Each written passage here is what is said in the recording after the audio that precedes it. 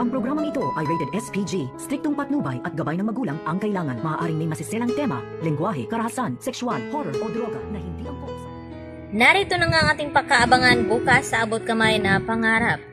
Dito nga nagulat ang lahat nang magpaputok nga ng baril itong si Madam Lotus at sinasabi niyang manahimik ang mga ito. At dito na nga na sinabi ni Madam na hostage itong mga doctors at nurses.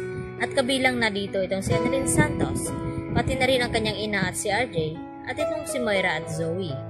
Nang sugurin nga sana ni Moira itong si Lynette upang kumprontahin.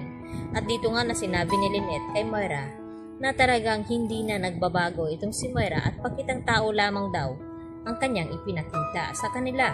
At dito nga, na tila naiirita itong si Madam Lotus sa sinasabi dito ni Moira.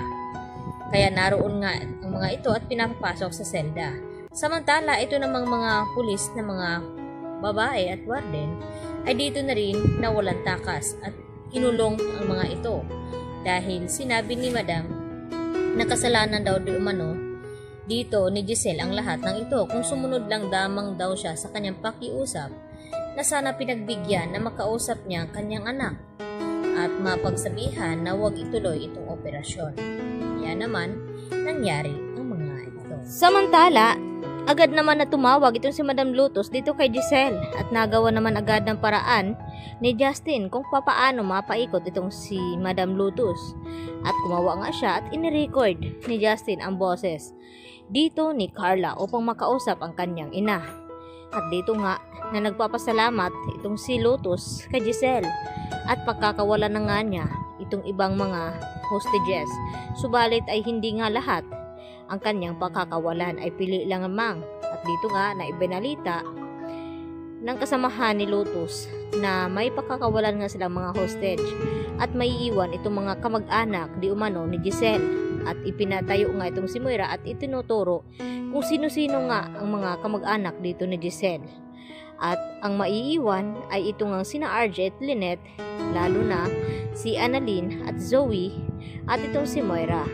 Kaya ikinalulungkot naman dito ni Lynette na hindi nga sila makakalabas. Samantala, dito na kinakausap ni Eric ang kanyang anak na si Justin. Huwag daw siyang magpakahiro dahil ang kanilang plano na pabagsakin nga itong si Giselle at kasama itong Apex at makuha ang nararapat na para kay Justin. Subalit tila nagbago nga ang plano ni Justin at ang gustong mangyari na tulungan muna itong kanyang ina na mapakawalan itong sina Annalyn na naroon sa city jail.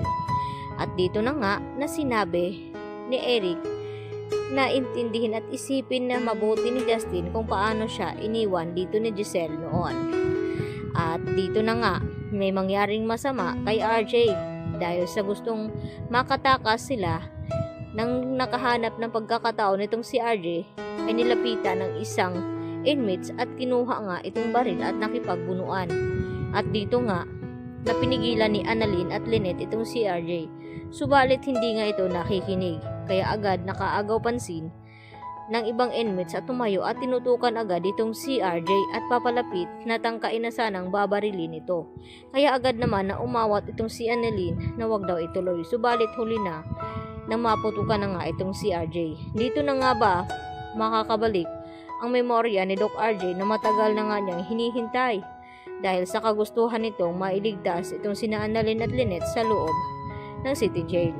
Kaya magkakagulo lalo sa loob dahil malalaman ni Lotus na hindi pala ang kanyang anak ang kanyang nakakausap kundi recording lang pala iyon.